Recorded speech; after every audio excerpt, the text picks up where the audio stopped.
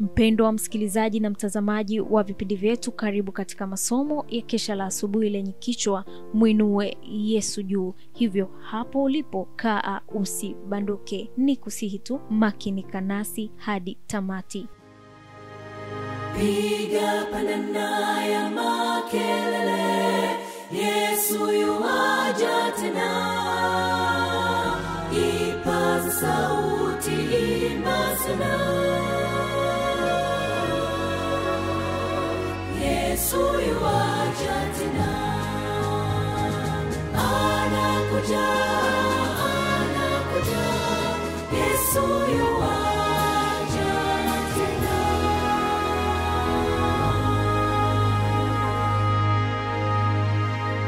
Na ikiwa ni Juni 5, Kristo hufundisha mambo ya mbinguni. Bwana, unifundishe njia yako, nitakwenda katika kweli yako. Moyo wangu na ufurahi kulicha jina lako. Zaburi 86 mstari wa 11. Tufumbe macho tupate kuomba. Asante Baba Mungu kwa asubuhi njema. Tunajikabidhi kwako tunapojifunza maandiko yako matakatifu. Tuongoze kupitia jina lako Yesu Kristo. Amen. Kile ambacho katika mashauri ya mbinguni Baba na Mwana waliona kuwa ni muhimu kwa ajili ya wokovu wa mwanadamu kimefunuliwa kwa uwazi kabisa katika maandiko matakatifu. Kweli zisizo na kikomo za wokovu zimeelezwa kwa uwazi sana kiasi kwamba viumbe wenye ukomo wanaotamani kujua ukweli hawawezi kushindwa kuuelewa. Mafunuo ya Mungu yametolewa kwa ajili ya kuwafundisha katika haki ili waweze kumtukuza Mungu na kuwasaidia wanadamu wenzao. Kweli hizi zinapatikana katika neno la Mungu lililo kiwango ambacho kwacho tunatofautisha kati ya wema na ubaya. Utii kwa neno hili ndiyo ngao bora kwa vijana dhidi ya majaribu ambayo wanakabiliana nayo wakati wa kujipatia elimu. Kutoka kwenye neno hili wanajifunza namna kumheshimu Mungu na jinsi ya kuwa waaminifu kwa wanadamu. Kwa furaha wakitimiza majukumu na kukabiliana na majaribio yanayowajia kila siku na kubeba mizigo yake kwa ujasiri.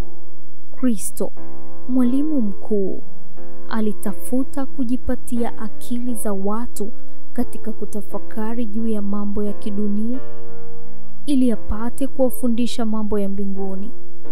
Kama walimu wa zama zake wangekuwa tayari kufundishwa naye, kama wangeungana naye katika kupanda mbegu za kweli ulimwenguni, ulimwengu ungekuwa tofauti sana na ulivyo sasa. Laiti waandishi na Mafarisayo wangeunganisha nguvu zao pamoja na Mwokozi, maarifa ya kumjua Kristo yangerudisha sura ya maadili ya Mungu katika nafsi zao. Lakini viongozi wa Israeli waligeuka kutoka kwenye chemichemi ya elimu ya kweli. Walisoma maandiko ili tu kudumisha mapokeo yao na kulazimisha maadhimisho yao yaliyotengenezwa na wanadamu. Kwa tafsiri zao wenyewe walifanya kuwa mawazo dhahiri ambayo Mungu hakuyatoa kamwe. Uundaji wao wa siri ulikifanya kuwa kisicho dhahiri kile Mungu alichokiweka wazi. Walibishana juu ya neno na kwa hila wakaukataa ukweli muhimu mno. Neno la Mungu likapokonywa nguvu yake na roho za uovu zikaongoza mapenzi yao. Maneno ya Yesu hayana chochote ambacho si cha lazima. Mahubiri ya mlimani ni mafundisho ya ajabu. Lakini ni rahisi sana kiasi kwamba mtoto anaweza kujifunza na kuyaelewa bila kupotoshwa. Mlima wa Baraka ni alama ya kilele cha kiroho ambacho juu yake Kristo aliwahi kusimama. Kila neno alilolisema lilitoka kwa Mungu na aliongea kwa mamlaka ya mbinguni. Maneno hayo niliyokuambia ni roho, tena ni uzima. Yohana 6 mstari wa 63. Mafundisho yake yamejaa ukweli unaoadilisha, unaookoa, ambao matamanio ya juu zaidi ya wanadamu na uchunguzi wa kina haviwezi kulinganishwa nao.